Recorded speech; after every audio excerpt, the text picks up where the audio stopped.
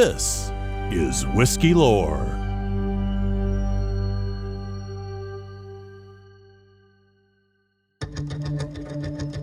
It was a headline that no right-thinking whiskey marketer ever wanted to see, especially when their brand was on the precipice of a sesquicentennial celebration.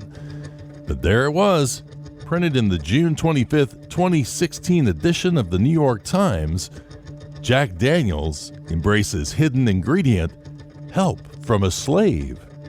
In the middle of a distillery celebration year, and at a moment when racial tensions were boiling over, the story hit like a ton of bricks.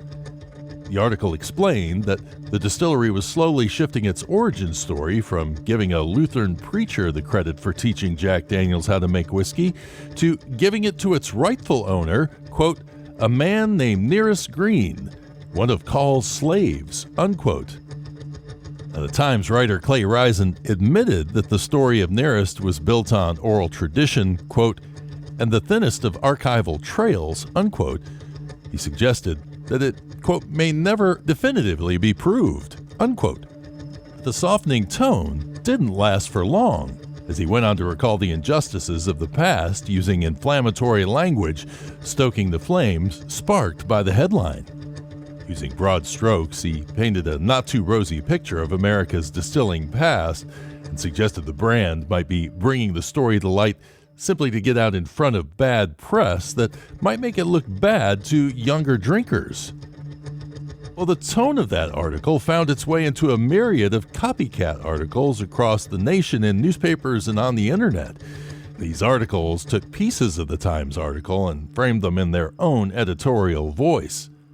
It was a tough moment for Jack Daniel's, and sadly, what could have been an educational moment that elevated a lost piece of history turned into an editorial piece based on historical opinion, high-level stereotypes, and speculation on the distillery's intentions. In a time of reactionary op-eds and politics, the story's framing wasn't that unusual, and so it came to be that the story of Nathan Uncle Nearest Green found its first life in the American psyche through the words of an editorialist. Enter Fawn Weaver, a serial entrepreneur and best-selling New York Times author who was known for her books on relationships. Finding herself with an afternoon alone while on a trip to Singapore with her husband Keith, she came across Risen's New York Times article and began to read. She noticed something odd about the tone of the article versus the photo that the story had attached to it. Here she was seeing a picture of historic distillery workers with a black man front and center, along with a headline about help from a slave. Who was this man? And why was he sitting next to Jack Daniel, the founder? She searched the internet for information about Nearest, but found information hard to come by. Then she ordered a copy of the book the article mentioned as its source, Ben Green's 1967 book, Jack Daniel's Legacy. Flipping through its pages, she was struck by how central a figure the Green family, and especially Nearest Green, were to the Jack Daniel's story. She flew to Lynchburg, Tennessee, met with members of the community, and interviewed Green's family members, and she toured Jack Daniel's distillery 3 times, but never heard the story of Nearest Green. She reached out to the distillery and simultaneously was doing research in Tennessee and at the National Archives in Georgia and Washington to go deeper into the story. With new information at hand, she set up a foundation in Nearest Green's name and created the Uncle Nearest brand. Then she contacted Clay Risen and gave him content for a follow-up story, with the tone of the second article shifting focus from accusation to the elevation of Nearest Green. The article mentioned that Fawn's research showed, quote, how Green had not only taught the whiskey baron how to distill, but had also gone on to work for him after the Civil War, becoming what Miss Weaver believes is the first black master distiller in America, unquote. Then sourcing whiskey from Tennessee distillers, she released 3 whiskeys utilizing the research that she had done to name each one, with Uncle Nearest 1820 denoting the year that Nearest was born, Uncle Nearest 1856 being named after the year he started working for the Reverend Dan Call, and Uncle Nearest 1884 being named after the year he retired. And today, 1856 and 1884 are the core of an expanded line of whiskeys, and the brand has won numerous awards. And Fawn even incorporated the Green family into the distillery, bringing on Nearest Green's direct descendant, Victoria Edie Butler, as her master blender. Seems that in the span of a couple of years, Fawn had successfully taken the story of Nathan Nearest Green into its second modern life in the marketing world. However, today, the Uncle Nearest story is edging toward a third life, one built around modern litigation, as the brand is caught up in an ugly tug-of-war between receivers, the court, and a defiant founder.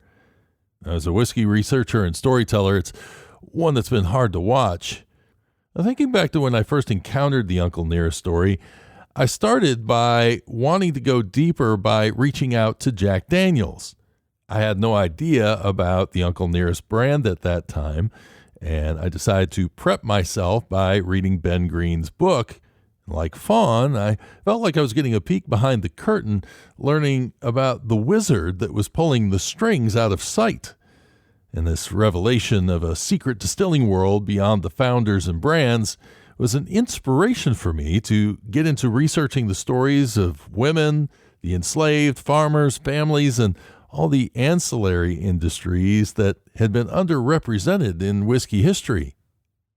But when it came to the Nearest Green story, in that hot political climate, I decided it was better to let other people tell the story. And after chatting with Nelson Eddy, distillery historian for Jack Daniels, I was put in touch with Fawn, and we had an eye-opening conversation. She filled in the gaps from her research and brought her energy and passion to the interview. I used clips from it to frame my Season 3 episodes about Jack and Nearest. Then I used Ben Green's narrative to dramatize the story of Jack and Nearest. For me, well, that seemed like enough, especially for a beginner on this story.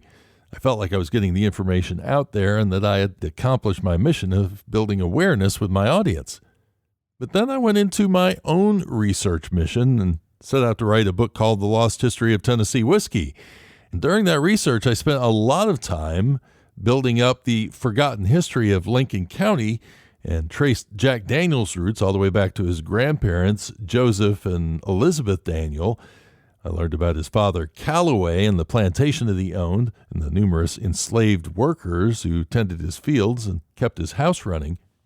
But then it came time to dig into the details that I had on Jack and Nearest. And what I found was frustrating. So much of the Ben Green story just wasn't matching up with the timeline that I was developing. I quickly learned a lesson that books that are built on oral tradition are greatly flawed, especially those that add in an element of aggrandizement and adventurous storytelling. I soon realized that before the editorial, before the marketing, there was another life to this story, that of the historical fiction narrative.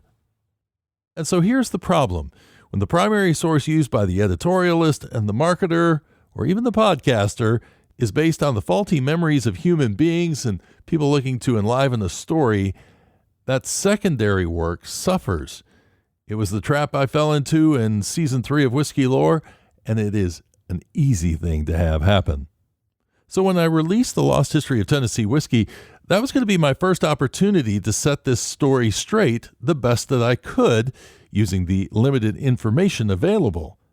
But it has bothered me ever since that I have these 2 Whiskey Lore episodes out there that are reinforcing a false narrative based on Ben Green's version of the story, rather than the one I wrote based around my findings at the National Archives, in newspapers, and at the Moore and Lincoln County archives and courthouses.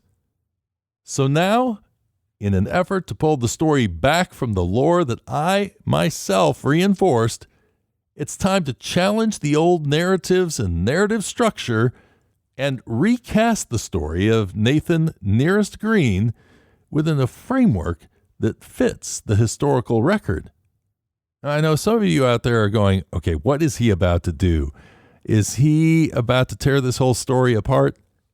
Not really. No, I am not looking to either build up or reduce Nearest Green's importance to the story of Jack Daniel or to whiskey's history. The fact is, the simple revealing of Uncle Nearest's story, true to the timeline or not, has already opened the door to a deeper curiosity about whiskey's real history. Instead, what I want to do here is I want to bring this story away from editorial, marketing, court battles, and into the world of historical research to see what parts of the story still hold up and which parts of the story need to be adjusted in the framework to fit against the actual record.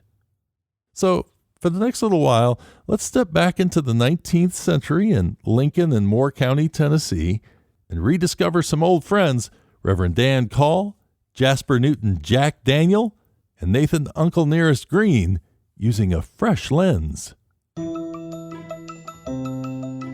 Imagine, if you will, a swimming competition that is held in the middle of the ocean. Ask yourself, when the whistle blows, how did the competitors propel themselves in the water? And how did the judges define a starting and end point? And maybe this is the reason that swimming competitions are held in pools and not in the ocean, where competitors are able to push off from a single point. When it comes to historical research, finding that side of the pool from which to start the judgment of events is just as critical in grounding research in a good foundation. And this is about to be made very clear with the Jack and Nearest story. Now, in my case, I decided to build a timeline from the records that I came across. I cut and pasted details from newspapers, title deeds, census records, federal tax books, and oral tradition, including the timeline introduced in Ben Green's Jack Daniel's Legacy book, as well as a book called The History of Lincoln County, Tennessee. Now, the last two resources I mentioned are based solely on oral tradition, a concept that I place little trust in, but that isn't to say that these books are full of fiction. They do provide names, dates, and events that can aid in real research. But because these are built on word of mouth, faulty human memory, and exaggeration, I tend to be cautious in my dependence upon them. As for newspapers, I also take those with a grain of salt, unless they are producing hard, cold numbers or just descriptions of events. As we saw with the Times article, newspapers tend to be editorializing and pushing narratives, as even back in the 19th century, actually especially in 19th century Tennessee, so their stories do require a critical eye. Now, eventually, courthouse records will develop their own rabbit holes, so oral tradition research can be abandoned for a while, but eventually the historical evidence will become the bricks of our building, while the oral tradition will be the mortar that binds the story together rather than being the whole story. Nobody wants to live in a building built completely from mortar. Now, after putting together this timeline of Jack and Nearest and all of the events, something really interesting happened. The Ben Green Hollywoodized story of the lives of Jack, Dan, and Nearest, I couldn't find a way to make it work. The first thing was that Green claims Jack was born on September 5th, 1846. He goes on to tell of Jack's leaving home because of his wicked stepmother Matilda and his feeling of being lost in the shuffle as the youngest of 10 children. So Jack moves off to live with neighbors Felix and Maholda Wagner, and a year later he meets the Reverend Dan Call and moves to his house around the age of 7, and this being 1853 in Green's timeline. Dan was of marrying age, so let's conservatively say that he was around 19 or 20. On the farm, Jack befriends 10-year-old George Green, Nearest's son, and then he would go on to meet the best whiskey maker around, according to Dan, that being Nearest Green. Looking at Fawn's timeline, assuming Nearest was born in 1820, well, Nearest would be around 33 years old. So close your eyes for a moment, unless you're driving, and build a picture of this group in your mind. It's 1853. Nearest is the elder. He is 33 years old. Dan is next at 20 years old, George is 10, and little Jack is 7. Got the picture in your mind? Okay, we'll get back to that in a moment. Right now, let's take a look at the historical record, starting with Jack. According to the 1850, 1870, 1880, and 1910 U.S. Census, Jasper Newton Daniel was born in 1849, not 1846.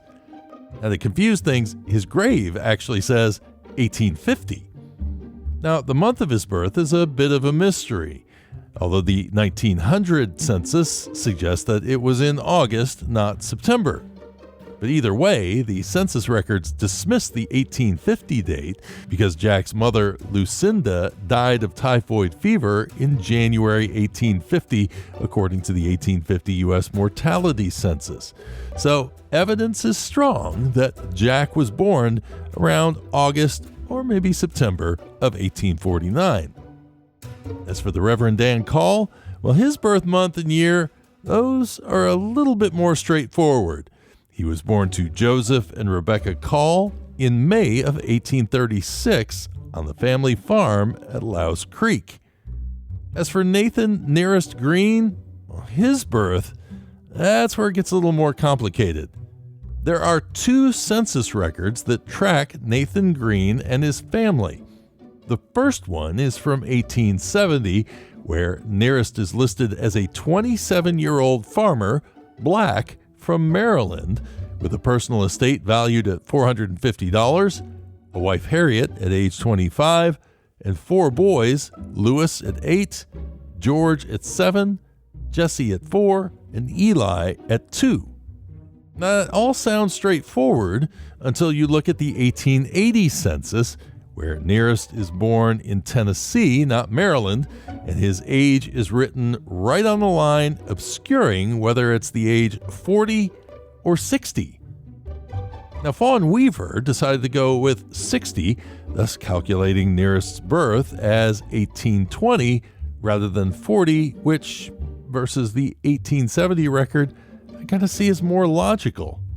Then she chose his birthplace as Maryland, which was from the 1870 census. Now, for me, it is really hard to ignore the 1870 record that said he was 27 years old. While that may be off by a couple of years, it's more feasible that Nearest aged 13 years in a decade than he did 37 years in a decade. So with my numbers, that would put Nearest's birth around 1843, not 1820. But that immediately creates a problem for Ben Green's narrative built around Jack's story, since he has Jack being born only 3 years after Nearest.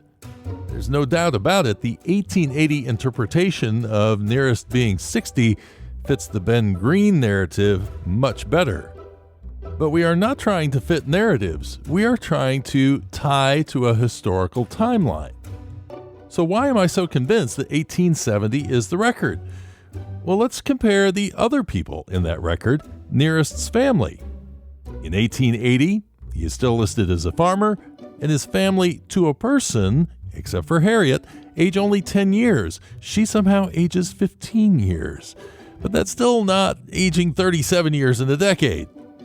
And also, listen to these ages and see if they sound more like the family of a 40-year-old rather than a 60-year-old. His wife Harriet is the same age as Nearest, 40. Lewis is 19. George is 17. Jesse 14. Eli 12.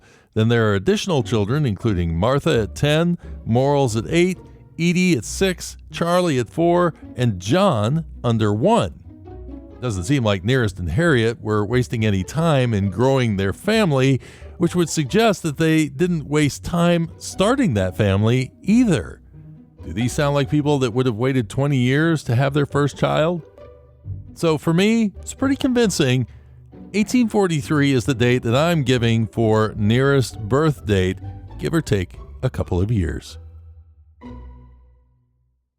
Now, as a refresher, let's go back to that image you created in your mind based on Ben Green's information.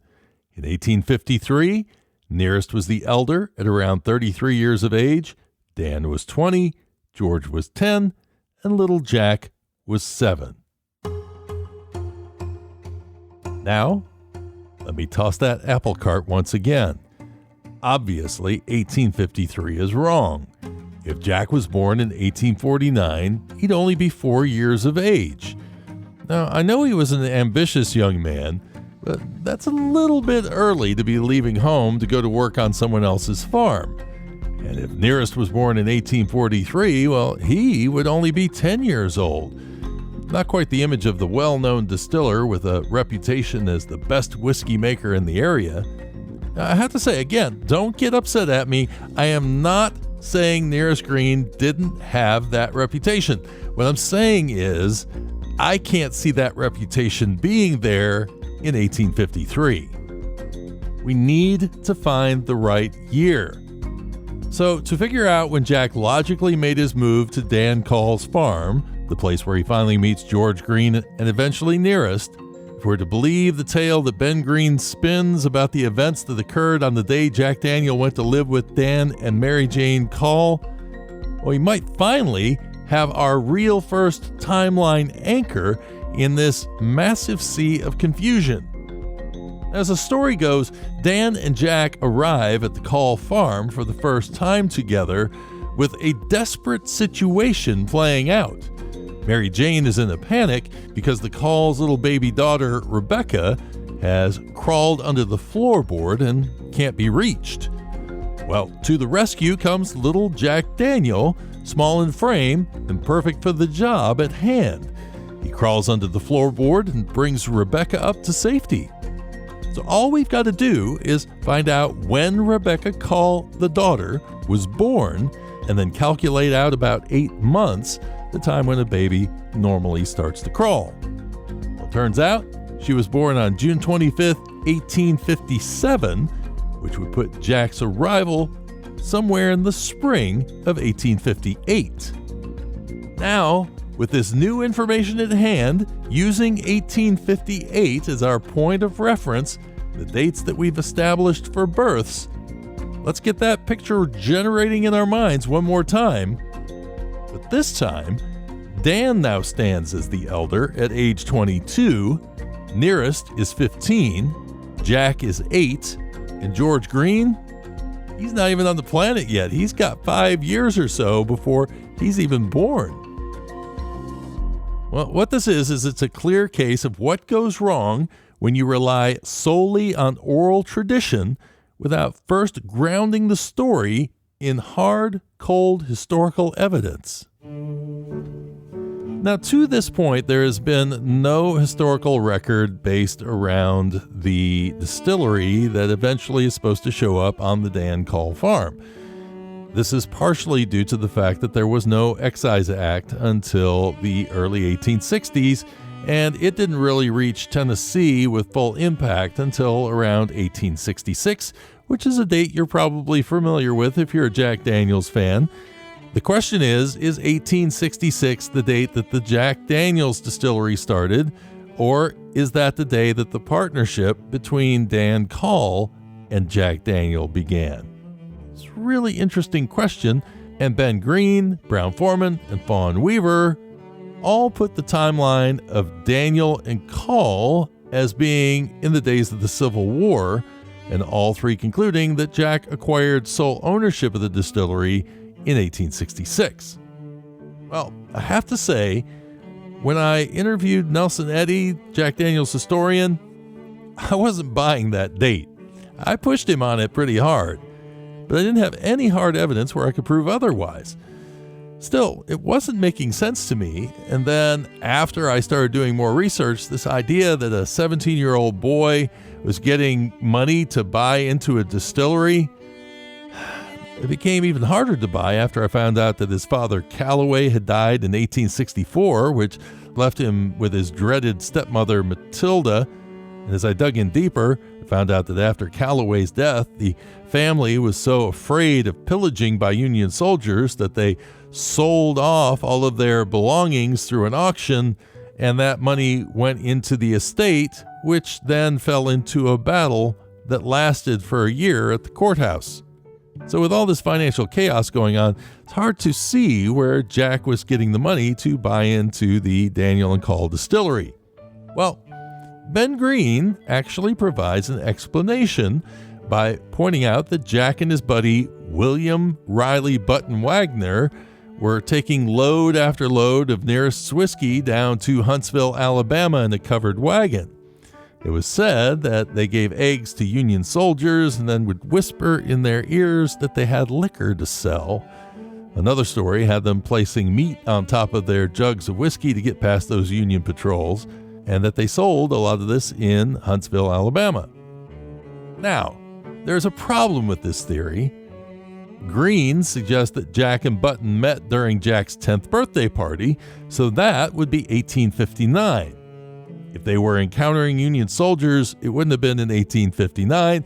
That would put those events after April 1862, when the Union took control of the Memphis and Charleston Railroad. Button and Dan Call would both be called off to war, and Dan, and maybe even Button, were part of Nathan Bedford Forrest's escort cavalry unit, which formed in September of 1862, just months after the Union had secured Huntsville. So it doesn't seem like there was enough time to be raising a lot of capital to put a stake in a distillery. And furthermore, Nearest Green would still only be 19 in 1862, so this veteran distiller narrative is still pretty weak. And there's another big issue here. How would Jack have the legal right to be a part owner of a distillery when he wasn't an adult? Well, Ben Green has an answer for that as well. Family friend Felix Wagner was kind enough to take Jack down to the Lincoln County Courthouse and have him declared as an adult. Problem is, there is no record in the courthouse that verifies this. And then the biggest issue of them all is the turmoil at the Daniel household, which Green really doesn't dive into. But in essence, what happened was a court ruling on November 20th, 1865, gave Matilda, Jack's stepmother, full rights to Callaway Daniels' property, cutting the children completely out of an inheritance. Then, to add insult to injury, 3 months later, she remarried, marrying William Hinkle. And now the Daniels have 2 step-parents, not just one. If Jack didn't like Matilda before this, it's hard to think of what he thought of her afterwards. And that marriage ended up bringing on a long legal fight pitting the Daniels versus the Hinkles. It's a fight that wouldn't be resolved until the next decade. The reality is, none of this washes with the timeline, the people's ages, and the narrative is written by Ben Green or people like Fawn, Brown-Forman, or subsequent whiskey historians who have followed their lead. Now, before you think I'm about to throw this all out and proclaim the whole story as lore and nothing else, there is a record in the Moore County Archives that validates one of the most impactful days in this saga, the day that Jack Daniel and Daniel Call formed their partnership. And while I'll eventually reveal the exact day of the Daniel and Call distillery's birth, there's a greater question at hand which needs to be answered first. Where is Nathan Nearest Green in all of this? Well, the problem with Nearest's story is that because there is no evidence he ever owned a part of the distillery, and there's no recording of his work at the distillery, and because all we really do have are census records, well, we're unfortunately 100% beholden to oral tradition for his story. So to bring him in logical time, we are going to have to continue using public records as our anchor while filling in Nearest Green at the most logical points in the timeline. And it does mean that I'm going to have to speculate, but unfortunately that's all we have. Still, I am quite certain the historical evidence I'm about to bring to the table will create a compelling picture of the union between Dan, Jack, and Nearest, and it will keep many of the overriding narratives alive while adding plenty of meat on the bone to support them.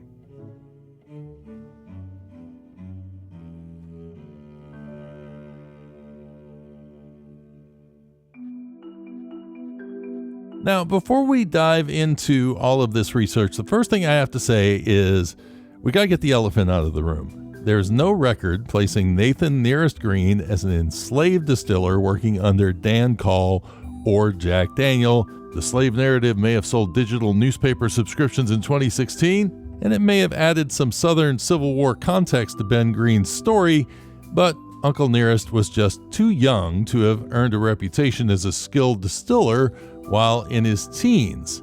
And as we're going to see, some of these other facts, again, discounts that narrative. As for Jack Daniel, his story takes quite an interesting twist, a twist that most likely led to his first meeting with Nearest Green. Now, you remember me saying that Ben Green told of Felix taking Jack to the courthouse to be declared as an adult in 1866 so he could own a distillery? Well, there is actually a courthouse record, but it's not in 1866. It's on March 2nd, 1868. And while Felix's name is on it, it's not about Jack being declared an adult. Instead, Felix Wagner, Jack's brother Wiley B. Daniel, and famed local distiller William Tolley laid down $3,000 to make Felix Jack's legal guardian.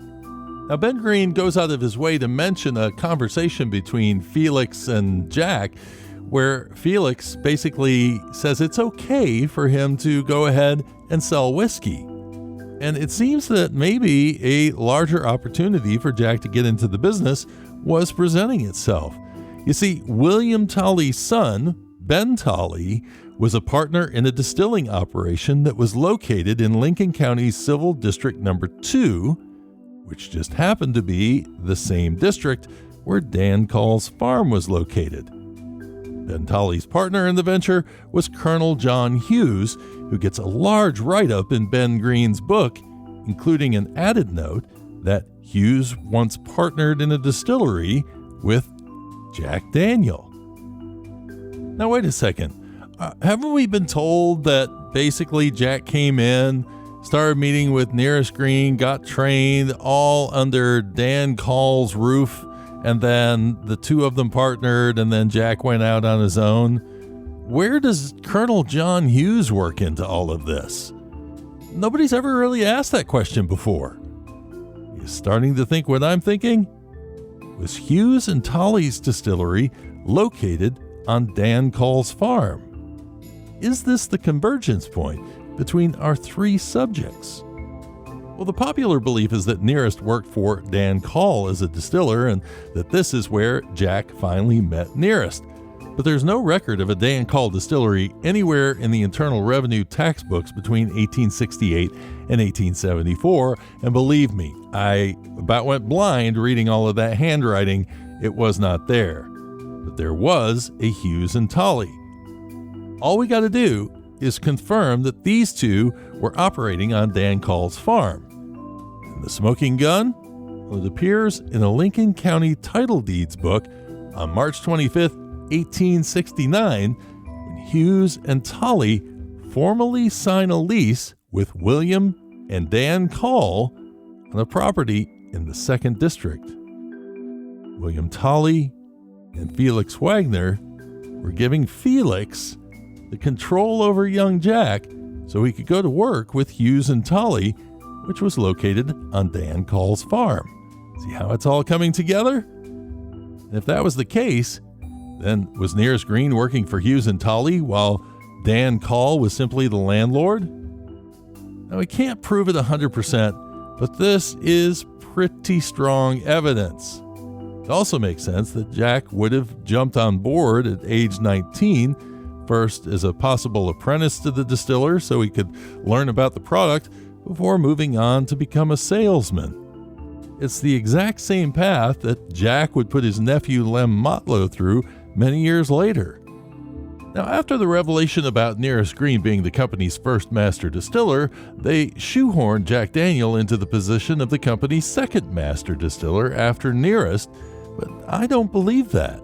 Distillery owners in that era were rarely behind the still, and with Jack's gift of gab, story weaving, and snazzy attire, that made him much more valuable in front of customers rather than standing in front of a fermenter.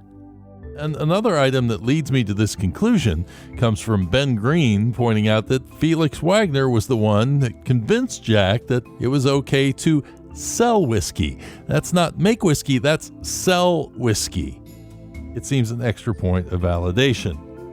And now we think about Button and Jack's trips down to Huntsville. All that still fits. Union soldiers were all over the area after the Civil War, including in Huntsville and all over Lincoln County as well during the time of Reconstruction. It also makes sense that he would have joined in around 1868 because, guess what? He was an officer in the Lynchburg Masons. And who else was an officer in the Lynchburg Masons? Colonel Hughes and Felix Wagner. It was like they were all brothers. So what we're finding is that there are valuable nuggets in Ben Green's book. They're just out of step with time and missing some shape and context. So I hear you asking, how does Daniel and Call develop out of this scenario? Well, it doesn't happen immediately, and mostly thanks to the federal government. During the summer and fall of 1868, just as the dream team of Jack and Nearest were united, changes to the excise law greatly restricted how distillers made and measured their whiskey.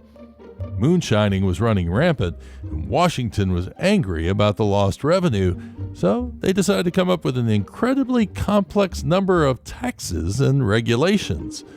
And basically, Lincoln County distillers, who'd always relied on log stills and natural fermentation, were being restricted from allowing their mash to sit out for additional days for yeast to naturally ferment from sour mash, and the stills required the addition of a Tice meter to cut out any cheating. Well, that meter itself cost $6,000, and that is in 1870s money, which was far beyond the ability of small distillers to pay. Hughes and Tolley tried to get by for a little while, but eventually found themselves working in the rectifying business, which was not as tightly regulated. Yep, it's possible Nearest Green may have spent some time as a rectifier.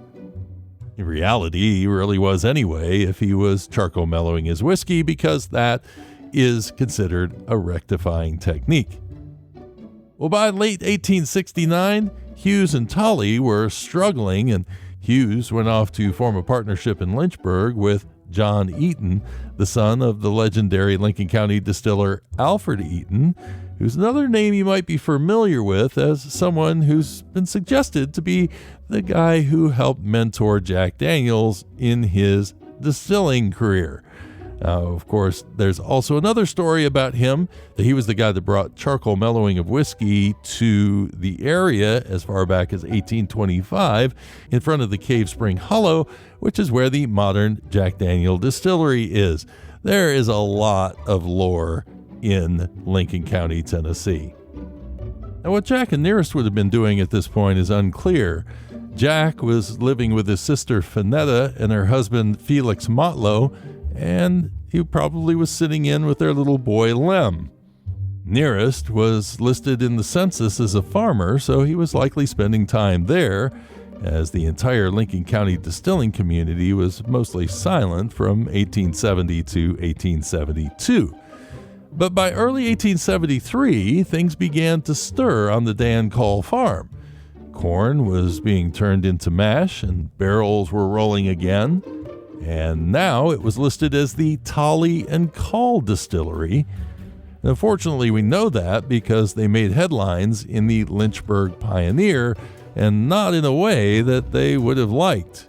Quote, "The large registered distillery and warehouse belonging to Messrs. Tolley and Call, about 6 miles from Lynchburg in this county, was destroyed by fire on Thursday night, 1st instant. There were about 48 barrels of whiskey in the warehouse and a good deal of corn, mash, etc. in the distillery, besides all the works belonging to the concern being consumed in the conflagration. The loss is supposed to be estimated between $8,000 and $10,000. No insurance. All agree that the house was set on fire by some evil, disposed person, and every possible means will be resorted to in order to ferret out the perpetrators of this foul and damning deed," unquote. Well, Ben Green mentions that Mary Jane had dissatisfaction with the Reverend running a distillery. Apparently somebody else in the community felt the same. There's no evidence that the perpetrators were ever ferreted out. However, it is interesting to note that the distillery was described as large. And while 48 barrels doesn't seem like a lot of whiskey, think about the fact that the distillery had been silent for over 3 years. Plus, aging whiskey wasn't always a priority in a Tennessee culture that valued charcoal mellowing or leaching. So it looks like Nearest and Jack were probably out of work for a little while. But eventually, the Eatons partnered with Ben Tolley and Dan Call to restart the distillery. But just as they were getting things running smoothly again, on March 15, 1875, another tragedy hit. A major hailstorm caused damage to Lynchburg's Tolley and Eaton distillery, not to be confused with the Eaton, Tolley, and Call distillery, and it moved the distillery some 20 feet off its foundation. And the storehouse of Colonel Hughes' Lynchburg distillery, well, it saw 115 of its aging barrels floating downstream some 300 or 400 yards. 80 barrels were recovered. The Herald and Mail had to ask, quote, "Are the elements going into the temperance business as well?" unquote. Luckily, the distillery of Tolley, Eaton, and Call on Dan Call's farm survived the worst. But Tolley and Eaton were getting itchy feet and were making plans to move in another direction. So what was Dan Call to do? Well, it just so happened that the best whiskey salesman in the area was interested in partnering in a distillery. Having finally seen the distributions from his father Calloway's estate settled a year earlier, Jack Daniel had become a cattle rancher using part of his $1,000 inheritance to purchase a 140-acre farm in Moore County. Diversifying in distilling made a whole lot of sense for a cattle breeder. So on November 27, 1875, the papers were signed, and the door of the still house, situated on Dan Call's farm along the banks of the Louse Creek, had wet paint proclaiming Daniel and Call, Registered Distillery, Number 7. With the federal government issues finally settled, they were free to distill their sour mash whiskey without worry. Who was their distiller? Well, this is where tying these records all together and bringing Ben Green's information along to our timeline begins to allow all of this information to percolate in the proper place. It's a good bet that it was Nearest Green, who, according to Dan and likely salesman Jack Daniel, was the best whiskey maker around. So I have to ask you, did I ruin the narrative of the relationship between Jack Daniel and Uncle Nearest by placing it in context? Do you feel a little closer to the real men?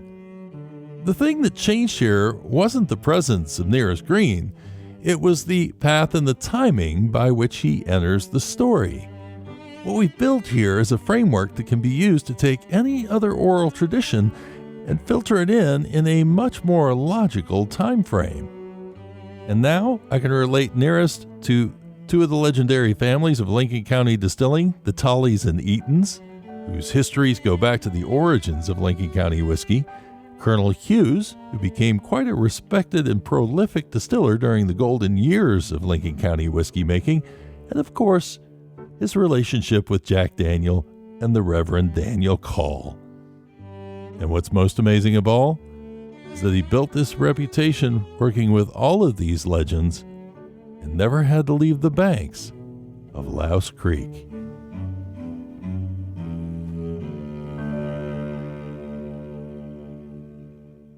I'm Drew Hanisch, and this is Whiskey Lore.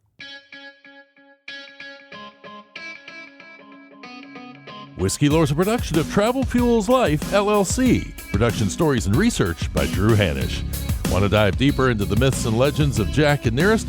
Join me this week on Whiskey Lore's Patreon for Jack and Nearest Behind the Lore.